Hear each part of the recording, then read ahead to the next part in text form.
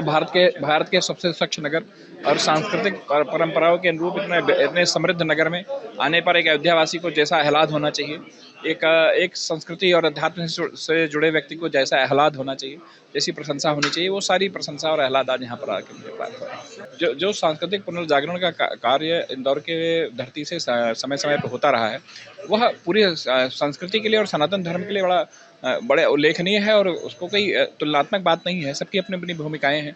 और फिर सप्तमोक्षदायिनी पुरियों के बगल की पुरी है भाई, ये है नहीं तो अयोध्या काशी काची अवंतिका के पास की नगरी है।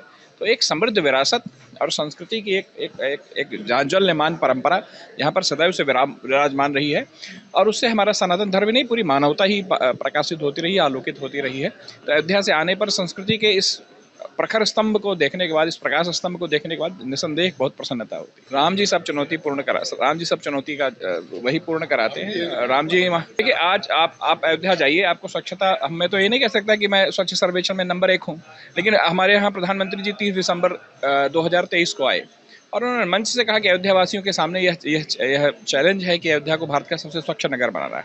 और आप विश्वास नहीं करोगे, इसलिए पिछले 3-4 महीनों में हमारे यहाँ जो परफॉर्मेंस हमारी टीम ने वहाँ पर करके दिखाया है, वहाँ के नागरिकों के सहयोग से जो हम लोगों ने परफॉर्मेंस करके दिखाया है, आपको एक बड़ा डिफरेंस दिखाई पड़ेगा वहाँ पर। आप अयोध्या जैसे राम जी की गरिमा है, राम जी की मर्यादा है, राम जी का राज्य है, तो उसी अनुरूप अयोध्या धीरे धीरे एक स्वच्छ और समृद्ध और एक विश्व का एक आध्यात्मिक केंद्र के तौर पर विकसित हो रही है। और मेरा सौभाग्य है कि मुझे वहाँ पर सेवा करने का अवसर प्राप्त है। निसंदेह भगवान की यह बड़ी कृपा है कि भगवान राम के मंदिर में आने के बाद भगवान राम की सेवा करने का और उससे भी बढ़कर राम से बड़ा रामकर दासा उनके भक्तों की सेवा करने का मुझे अवसर प्राप्त हो रहा है वहाँ पर। निसंदेह ये मेरे लिए बड़े सौभाग्य की बात है।